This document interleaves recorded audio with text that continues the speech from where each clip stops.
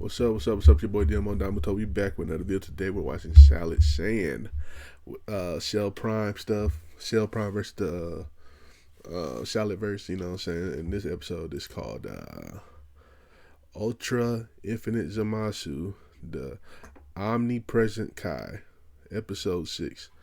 And we can watch episode 6 and episode 7 today. And we're about to get into it, man. This story's been pretty good so far. And yeah, let's go. Massive scale. Make sure you like, comment, subscribe. At some point, we go back to a more humble locale.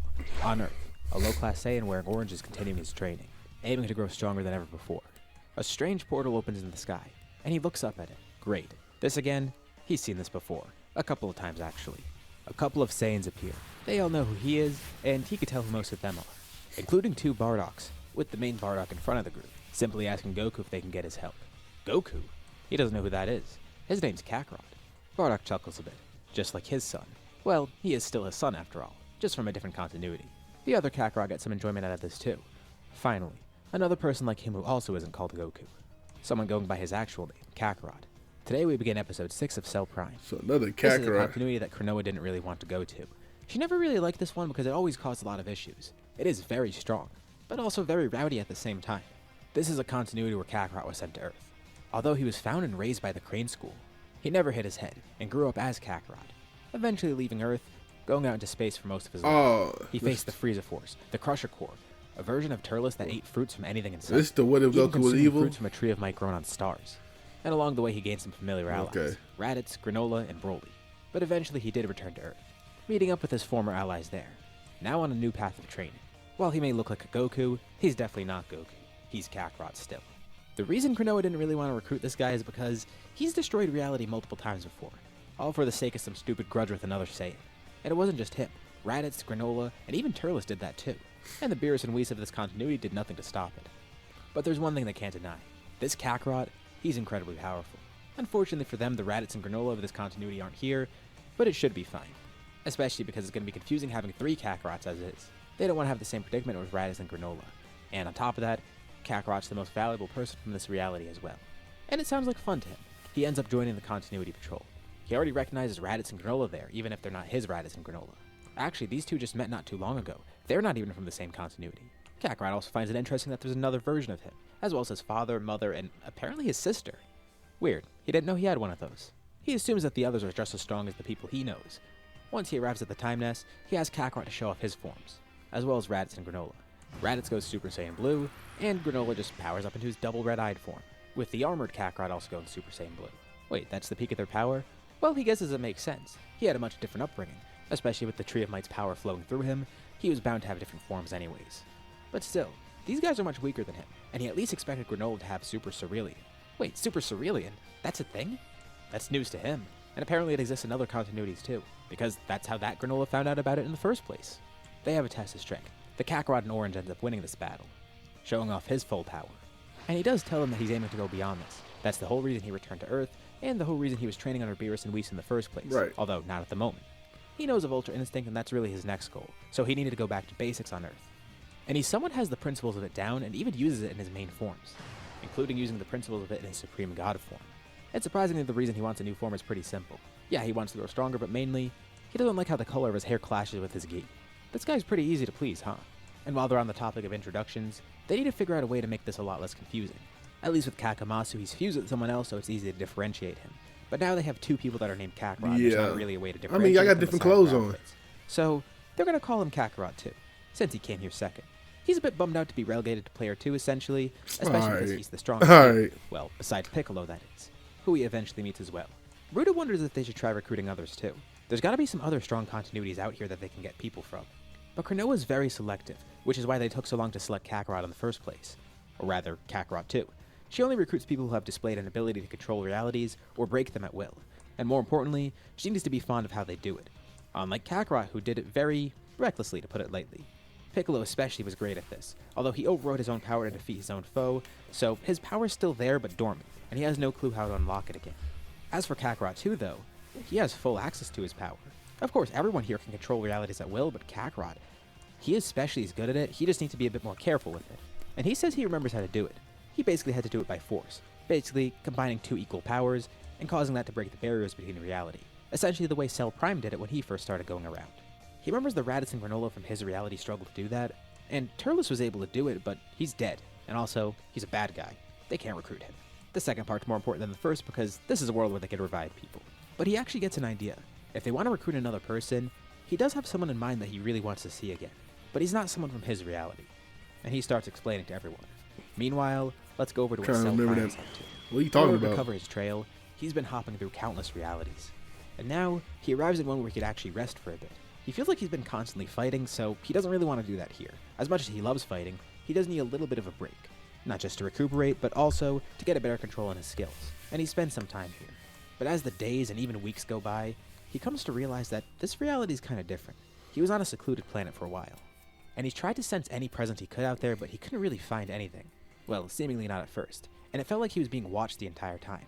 By someone in this continuity, not outside of it. And eventually, that thing that was watching him, it does end up attacking. Red bolts of energy shoot from the sky, landing on the planet he's on, completely decimating it. It's not like there was anything on the planet anyways, but he wondered who attacked him. Who came all the way out here and destroyed a planet without any regard for it? He's in a random, desolate, secluded galaxy, and it seems like he's in Universe 4 here. No one here should know who he is or have a reason to attack him at all. But someone clearly has it out for him. And then, Cell realizes what he's dealing with. He couldn't see it before. It was kind of hidden in the background. But now that he's been attacked, the enemy's revealed himself. Or rather, itself. Because it doesn't seem like a person. It seems like the universe itself. No, the entire continuity itself. It's attacking him. And then it hits him. He realizes what's happening here. Whatever villain he's facing, he's omnipresent. He's everywhere. He's immortal. And there's only one person that comes to mind.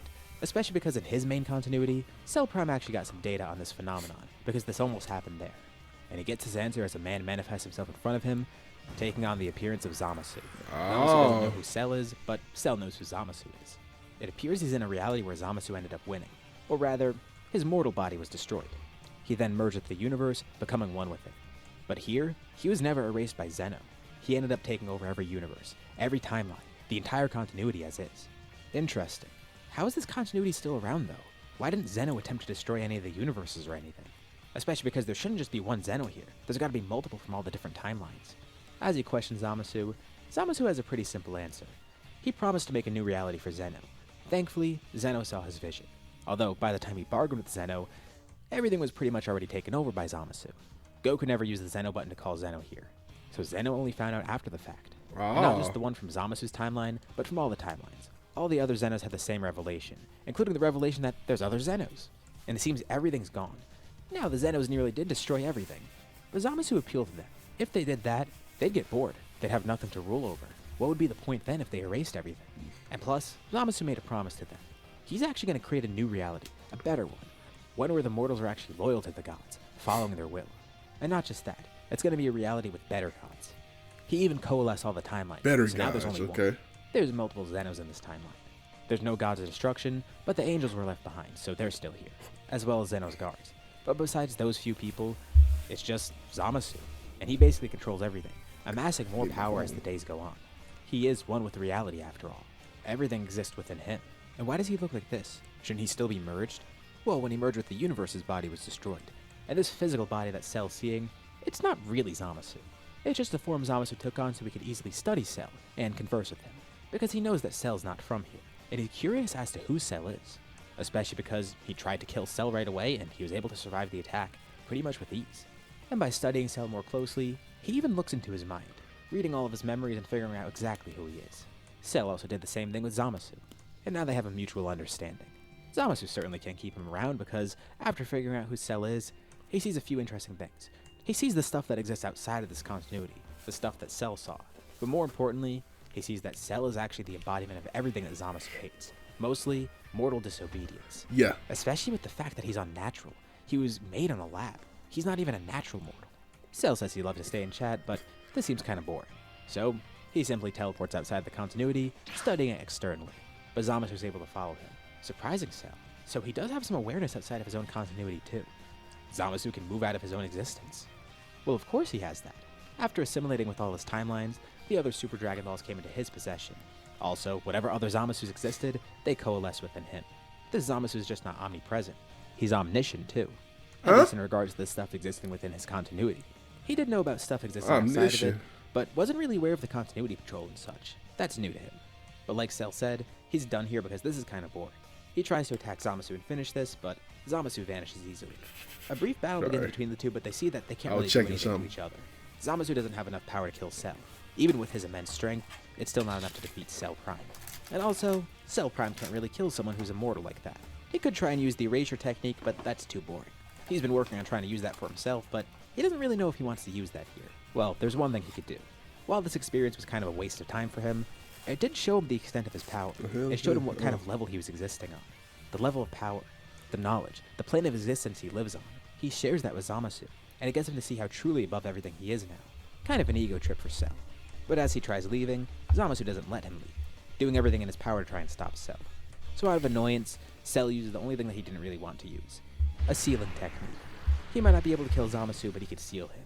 Even if that means he has to seal the entire reality and everything within it. What the including hell? the Zenos and Zamasu. Condensing it all into a single point, holding it within his hand. As he looks down at this reality in the palm of his hands, he realizes how small everything is in comparison to him.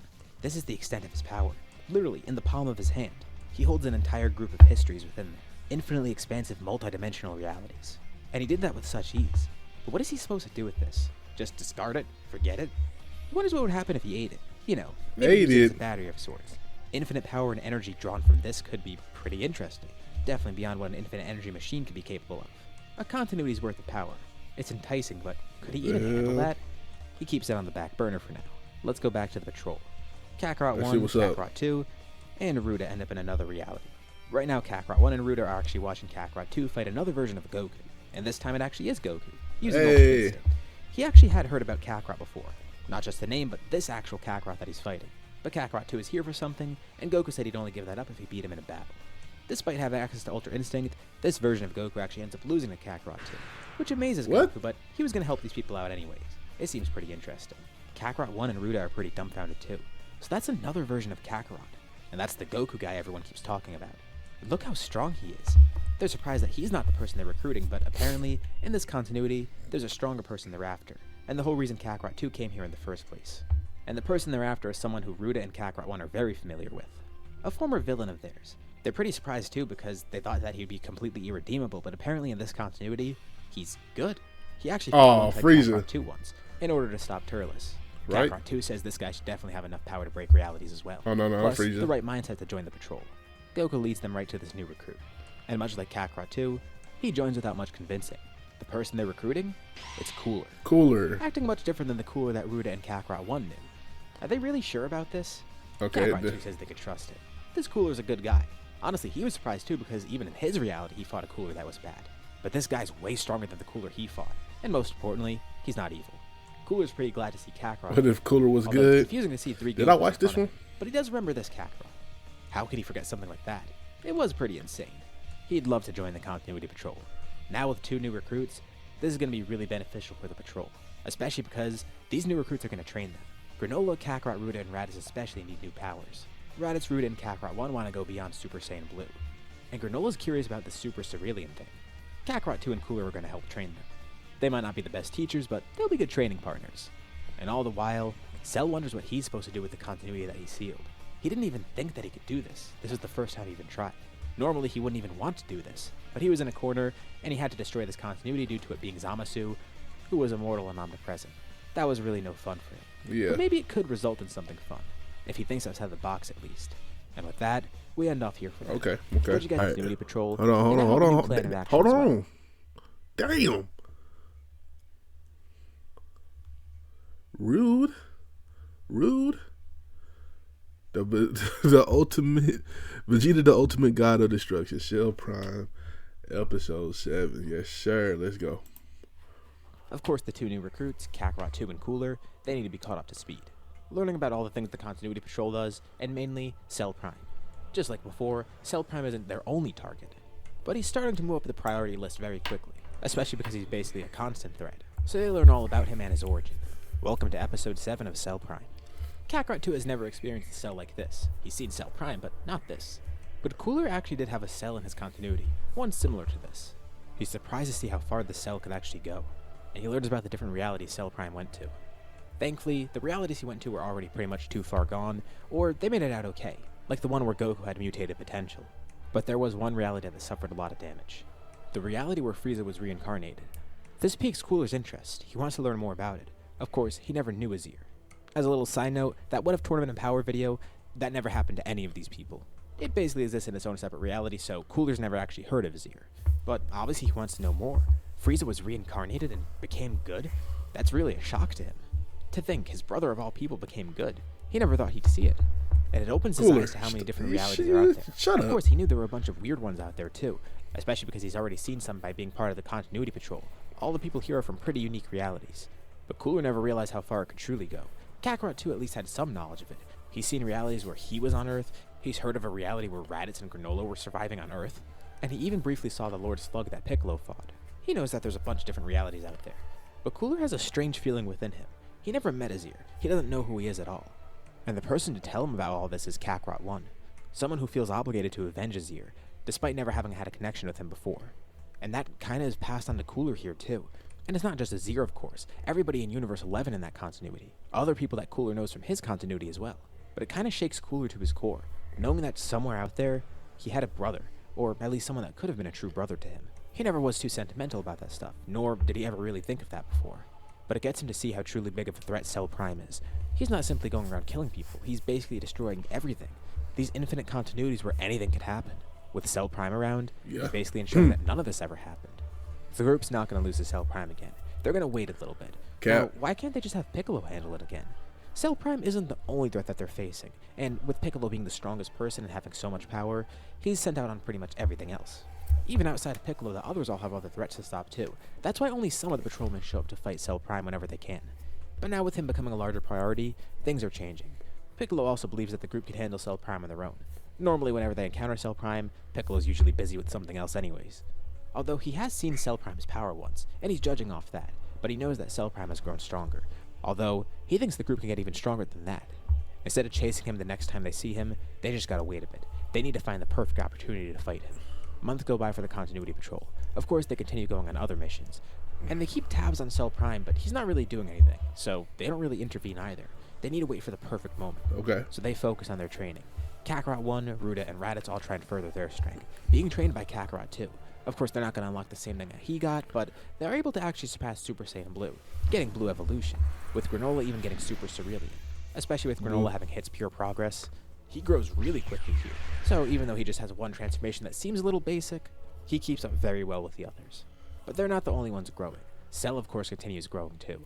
That continuity that he contained, he considered leaving it behind, but he does have another idea with it. You know, he can control reality so well right now. He has so much power. If only he could hop through continuities as easily as hopping through time. You know, they have a time ring that just lets them hop through different timelines. But what if he made something like that for continuities instead? It would take a while, especially because he's basically working on it from scratch. He'd be the first person to do this. But he does have the perfect roadmap right here. This continuity could act as a power source of sorts, or at least a subject to study more. So while he does spend some of this time training, more of it is spent trying to develop a better way to travel. He could harness the power of this continuity not for himself, but rather as a method of travel for himself. Plus, on top of that, by making a ring like this, what if he's able to fully stabilize himself? He never thought of this before, and he's surprised he didn't, because with time rings, they could stabilize you from traveling between timelines. So he could probably do something similar with continuities. Oh no, I got so sleepy. The patrol never even noticed this continuity disappearing because Zamasu never moved out of it. And despite his evil motives, he still did have some sort of values as a god that prevented him from being too reckless in destroying other continuities. It was already too far gone, and again, it's not really their job to just erase continuities. If this is the natural course of the continuity, they're not going to get involved in it. And since it was essentially lifeless, once Cell got rid of it, they didn't even notice. So Cell spends this time crafting a new method of transportation. He only really wants to fight Piccolo again, but it's still too soon for that. And he would like to find other people to fight, but maybe he should just lay low for a while. Which is exactly why the patrol's not intervening. Cell is honing his craft. Not just as a warrior, but as a traveler too. After a few months, Cell eventually arrives in another continuity, trying to test out this travel, and it works perfectly. Alright, now that he's here, he might as well try and see where he actually is. It looks like the glitching has stopped too, so maybe that's a good sign. And as he tries to look into where he is, he realizes that the time that he's in is also not where he expected it. He's centuries ahead of the other continuities he's been in. Although, it looks like he's in Universe 7, and this continuity seems really interesting. From what he sees in its history, some things did go differently. There's a very different god of destruction here, and it's Vegeta. He was raised by Beerus in this continuity. growing immensely powerful, with Goku as a Supreme Kai too, life-linking the two as well. So naturally, he wants to fight the strongest person here, and that would be Vegeta, the god of destruction of this universe and the strongest in this continuity. He arrives on a place that looks like Beerus' planet, but now it's Vegeta's planet. These two must really be gods because Saiyans usually don't live that long. Their lives have gone far differently here, so despite being centuries old, they look like they're in their prime. And he sees this once he actually comes face to face with Vegeta. Obviously, Vegeta instantly recognizes Cell too, with Goku sensing this and teleporting over to the planet. And it's not just because they know Cell from this continuity, but they know of Cell Prime as well. And as much as Vegeta would like to fight Cell, he does something else somewhat different. Now, he and Goku start fighting Cell, basically just to buy some time, because Vegeta also did get in contact with the Continuity Patrol, which kind of amazes Cronoa. First of all, Cell Prime showing up after all this time, and second of all, a God of Destruction actually contacted them and doing their job. That's kind of rare, they're usually not that responsible. Also, the fact that Cell Prime rarely comes in contact with Gods of Destruction, usually fighting someone else in the universe who ends up being the strongest. The only other instance of that is when he fought that one Goku, although that Goku wasn't experienced enough to actually know of Cronoa. So, maybe things would have gone differently there if he did that. But either way, she instantly sent out the patrol. This is their chance, especially because they're going to have two strong people fighting alongside them. Okay. The Vegeta and Goku in that universe are incredibly powerful, centuries older than normal, and far more experienced. As Cell fights them, he sees some very familiar powers. You know, Vegeta's using Ultra Ego, and Goku appears to be Ultra Instinct, although he's made his own. Essentially, this is a constant version of true Ultra Instinct. And the form is so unique to Goku that he doesn't even look different here. Normally he'd have white hair or something, but he doesn't. Ultra Instinct is his own, so he just looks normal. But he most certainly is using Ultra Instinct. Even Cell finds it hard to hit him, despite having Ultra Instinct for himself and having great speed. These two are the real deal. This should be a pretty fun battle after so long without fighting anybody. The way the two of them control their Ultra forms, it's divine. Figuratively and literally. Cell feels like he could learn a lot from them. But after not too long fighting, a portal opens up near Cell. This should be really fun. Part of him hopes he gets to see Piccolo again, but at the same time, he thinks it still might be a little bit too soon. He's strong, but he doesn't know if he's on that level. And thankfully for Cell, it's not Piccolo. Only a few other people. And it's just 3 patrolmen, Kakamasu, Cooler, and Kakarot too. The 3 strongest patrolmen there. Now, they actually had some others on standby, but sending in that many people could have been a little bit too messy. Of course, all the patrolmen are powerful, but if Cell even gets one of them under his control, and takes them hostage or something, or even absorbs their power, that could be a really big issue. This way they limit risk, but still send in a lot of strength. The Goku and Vegeta in this universe are pretty surprised to see these 3. So, those are some of the patrolmen. That's kind of strange. Especially because one of them looks kind of like Frieza of all people. And Goku's intrigued to see not only another version of himself, but apparently a fused version of himself who also was a Supreme Kai in that timeline. Well, they don't have time to think about that. The fight immediately resumes. With how experienced Vegeta and Goku are, they can adapt to the fighting style of the patrol pretty much instantly. And Cell taunts him throughout all this. He's surprised Vegeta would call in for help. What, did he think that he couldn't defeat Cell on his own? And Vegeta says he almost didn't do this. He really didn't want to. He wanted to fight Cell himself and have someone to test out his power against. But he knew of Cell Prime before. The Continuity Patrol has been warning other realities. Well, at least the gods that will listen to them. This Vegeta really is different from normal Vegetas, especially because he's being incredibly responsible and incredibly careful. Besides, despite being curious about fighting Cell on his own, he already has a great rival to spar against. The Supreme Kai fighting alongside him right now. But something does pique Cell's interest. There are 2 new patrolmen that he doesn't recognize. Well, he recognized them. One's Cooler, who he hasn't really encountered in many continuities, but he could tell it's Cooler. He at least has some knowledge of him. This is the first time he'll fight a Cooler like this, though. And also, one appears to be Goku, but apparently it's not Goku. His name's Kakarot, or Kakarot 2. And he assumes that this Kakarot's probably going to be like the other Kakarot he knows. You know, Kakarot 1, the one in the armor. But he comes to see that that's not the case at all. He's fighting 5 incredibly powerful opponents. The God of Destruction Vegeta, using Ultra Ego. The Supreme Kai Goku, using a complete, perfect, true form of Ultra Instinct. The fused Supreme Kai Time Kakamasu, using Ultra Instinct as well. Cooler, with the power of the big Getty Star, using his own that's a good jump. Platinum. And a version of Kakarot that has his own power, Supreme God Kakarot. But Cell says this is nothing for him. He's been growing a lot stronger in the meantime. Sure, it seems like they've grown, and they have new members too. But he taunts them all, first turning to Kakamasu, saying that he hopes this fusion isn't as useless as it was before. And then he looks at Cooler, the new patrolman. He would love to send him to hell with his ear. Too bad they're in a different continuity right now, though. He's basically trying to rile them up, trying to get them to lose focus. For Vegeta and Goku in this timeline, it's not Don't really lose it, boy. And he doesn't really have anything to use against Kakarot too. But for Kakamasu and Cooler, he's definitely hitting a nerve with them, so he continues to taunt them, wanting to draw out everybody's full power. Kakamasu, I hate that name. Strength, but for Cooler, he starts to feel that anger within him. He's thinking about it once more. All the timelines that Cell has recklessly destroyed, all the lives he's taken. He might have not completely destroyed the continuities, but to some extent they're irreversibly damaged. Even though technically he's not related to Azir at all, and they never even knew each other, Cooler still feels some sort of weird connection to him, and hearing about his death is basically the catalyst for him. He's already decided what his goal is. He wants to explore more continuities, see all the great things out there, but not just that, he wants to protect them, and he wants to restore all the damage that Cell's done. Of course, the Continuity Patrol as a whole wants to try and do that, at least to mitigate the damage, but Cooler knows that they're not going to completely restore it. That's going to be up to him. He thinks they're not doing enough, and he's going to be the one to do that. And maybe one day, he will get to meet this Azir guy. He'll get to meet all the other people in the other realities that Cell has destroyed. But before that, he'll have to defeat Cell, and he'll show Cell what true perfection looks like. With the Big Getty Star still part of him, this entire time during the fight, it's been analyzing Cell. Cooler knows all of his moves, all of his abilities, all of his weaknesses and how to counter them. Despite fighting for only a few minutes, Cooler has grown greatly in power and technique, never having experienced that kind of growth from an enemy like this. This is definitely a first, and hopefully, the last. Kakamasu commands them. Now is the time to strike. He starts by paralyzing Cell with magic, with Kai Goku joining in as well. With their combined magical prowess, they are actually able to hold him still. Of course, this is something that Cell has encountered before, but not like this. The two of them are so much stronger than he expected. And right when he's about to escape, Cooler then uses the power of the Big Getty Star, grabbing onto Cell. Now normally the Big Getty Star can harness materials from other things, and it's doing essentially that with Cell, contorting Cell's body, warping it into materials, turning Cell's own body against him and making it restrain, as it tears Cell's body apart. While still held by the magic of Kakamasu and Kakarot, of course. And as they hold Cell down, Vegeta and Kakarot too stand back to back. Vegeta instantly knows what Kakarot's about to do, but he's surprised that he even knows that. He doesn't question it though. They each stick a hand out, charging a dual Hakai, seemingly erasing Cell Prime entirely. But something's wrong. After the Hakai, there's no explosion. There's supposed to be some sort of blast. Quickly, Kakamasu materializes a crystal orb in front of him, basically using a playback of what just happened. At the very last moment, the last instant, Cell was being erased, but he teleported out of this existence.